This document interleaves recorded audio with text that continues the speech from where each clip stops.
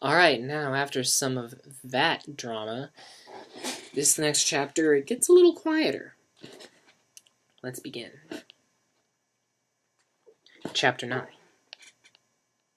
I miss you. Lisa's voice came through Mark's receiver. After the affair with Denny had wrapped itself up, Mark had returned to his apartment and lit a few candles to calm down. No sooner had he laid his head upon his pillow did a ringing come from his portable phone. I just saw you. What are you talking about? Mark's voice stung with annoyance. I just wanted to hear your sexy voice. I keep thinking about your strong hands around my body. It excites me so much. I love you. Mark couldn't deny that he liked the sound of her sexy voice, and his hands around her body. Well, it excited him too, and he couldn't help it. But before he could get too excited, his mind snapped back to his best friend. Is Johnny there? He asked. He's in the shower. He fought back another wave of attraction. God, I don't understand you. Why do you do things like this? His hand clamped hard onto the phone. Because I love you. You just don't care, do you? I do care, Mark assured, but we agreed it's over between us. I understand. It's our secret. But I still have feelings for you. You just don't care. Mark sighed audibly. God, I do care. I have to go now, Lisa said. I'll see you later, darling. Don't call me that, okay, she said, not believing it for a second. Bye. Mark slammed down the phone before she had a chance to hang up herself. This was never going to end, was it? The next day, Mark went up to the roof to clear his head. He was relaxing on one of the chairs they kept up there. Sorry, that was my phone, not yours. Football in hand, when Johnny came in through the door, muttering to himself and holding a water bottle. I did not hit her. It's not true. It's bullshit. I did not hit her. He threw down the water bottle. I did not. He turned and noticed Mark sitting quietly on the roof. Oh, hi, Mark. Oh, hey, Johnny, what's up? Johnny made his way to the adjacent chair beside Mark. I have a problem with Lisa. She said that I hit her. He sat. Mark gasped. What? Well, did you? No, it's not true. Don't even ask. Johnny paused a moment. He considered the subject closed. What's new with you? Well, I'm just sitting up here thinking, you know. That much was true. Of course, he couldn't tell Johnny the specifics of what he was thinking about, but maybe he could still depend on his best friend's guidance to help him through this mess with Lisa. I have a question for you. Yeah? Johnny invited. Do you think girls like to cheat like guys do? Johnny tilted his head with reserved curiosity, and Mark thought maybe even a hint of suspicion. He hoped that was just his imagination. He stood up and leaned against the brick ledge. I don't know. I'm just thinking. Johnny looked off into the San Francisco skyline. I don't have to worry about that, he said innocently, because Lisa is loyal to me. Mark frowned inwardly at the bitter dramatic irony of his words. Yeah, man, you never know. People are very strange these days. Johnny sat with his hands behind his head, listening. It's true, people were strange these days. Denny was living, breathing proof of that, he thought. Mark continued. I used to know this girl.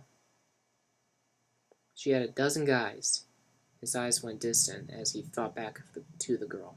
He, of course, had been one of those dirty dozen. He wasn't proud of it.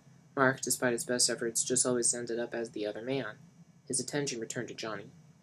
One of them found out about it, beat her up so bad she ended up in a hospital on Guerra Street. Johnny threw up his hands and laughed. Ha ha ha. What a story, Mark. Thought of an adulterous woman getting what she deserved amused him. He stood to join Mark. Yeah, you can say that again, Mark said sternly. If Johnny could find out of his betrayal, would he go after Lisa with a reaction like that? Johnny leaned up against the side of the ledge next to Mark. He put his hand on the younger man's shoulder. All this talk of betrayal, he was relieved that he'd never have to worry about such things, surrounded as he was with people whom he loved and trusted. I'm so glad that I have you as my friend, as my best friend, and I love Lisa so much. Yeah, man, Mark replied. You are very lucky. Well, maybe you should have a girl, Mark, Johnny suggested gently. Once again, the irony of Johnny's words struck deep, inspiring a stabbing guilt in Mark that was getting harder and harder to suppress. Yeah, Yeah, maybe you're right. Holding the football, he took a few steps towards the other ledge of the roof. Maybe I have one already. I don't know yet. Well, what happened? Remember Betty? That's her name. Betty? Yeah. Yeah, we don't see each other anymore. You know, she wasn't any good in bed. She was beautiful, but we had too many arguments. God. Mark thoughts turned again to Lisa. What is it with me and dating beautiful women who aren't any good in bed and with whom I argue so much? That's too bad. My Lisa is great when I can get it, Johnny said. Sure, if you consider dry humping on the stairs great, Mark thought, then sat down again with the football. Oh man, I just can't figure women out. Sometimes they're just too smart. Sometimes they're just flat out stupid. Other times they are just evil, Mark said. And of course, Lisa was all three. It seems to me like you're the expert, Mark, Johnny exclaimed excitedly, sitting down once again beside his best friend. No, Mark said, smiling at his best friend's naivete. Definitely not an expert, Johnny. Johnny noticed something in Mark. Something he was holding back, perhaps? Some secret? Their talk had been exceedingly vague. What's bothering you, Mark? Johnny asked. Mark looked at Johnny a moment, guilt plaguing at him. Abruptly, he stood and went for the door. Nothing, man. Johnny quickly chased after him. Do you? Do you have some secret? He slapped a hand on Mark's shoulder and turned him toward himself. Now he was sure something was wrong. Forget it. Come on, forget it. Mark dodged. Why don't you talk? Is it some secret? Come on. Johnny grabbed the football out of Mark's hands. Forget it. Talk to you later. Mark couldn't be stopped. He went for the door. Johnny threw the football in the air and caught it. Well, whatever, he muttered to himself. Mark charged past Denny, who himself was on his way to the roof, and they exchanged a hurried glance. Denny spelled, but Mark couldn't be bothered. He descended into the building and was gone. Denny walked out onto the roof, shaking his head in confusion. He noticed Johnny on one of the chairs tossing the football and walked over. Oh, hey, Johnny, he said. Oh, hey, Denny, what's up? Johnny replied. What's wrong with Mark? The boy asked. Johnny smiled and laughed. He's cranky today. Girl trouble, I guess. It must not be that bad then, Denny thought. What's new with you? Johnny prodded. Nothing much, he said, then leaned up against the brick of the wall. We still going to the movie tonight? Sure we are. What kind of movie are we going to see? Johnny caught the football and held it for a moment. Well, we'll see. He threw up at the ball and caught it. Denny, don't plan too much. It might not come out right. Johnny was always filled with wisdom like that, and Denny was happy to have him as his father figure. All right, let's toss the ball around, Denny said with a smile. Johnny stood up and tossed him the pigskin. Okay. Denny caught it and ran his fingers over the stitching, contemplating. I gotta tell you about something, he said after a moment. Johnny held open his hands and Denny threw the ball back. He caught it. Shoot, Denny, he said, then tossed the ball back again. Denny caught it. It's about Lisa. Suddenly the ball wasn't being tossed anymore. Johnny leaned back and focused his attention, not harsh but serious suddenly at the mention of his future wife. Go on. She's beautiful. She looks great in a red dress. I think I'm in love with her. He paused to gauge Johnny's reaction. It was unchanged. Go on, Johnny offered. If he was upset, he wasn't showing it. I know she doesn't like me because sometimes she's mean to me, but sometimes when I'm around her, I feel like I want to kiss her and tell her that I love her. I don't know, I'm just confused. To Denny's surprise, Johnny smiled. Denny, don't worry about that.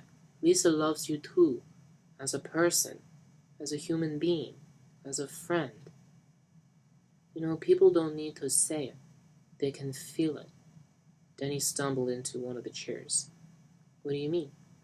Johnny sat down too. You can love someone deep inside your heart, and there is nothing wrong with it. Denny listened attentively.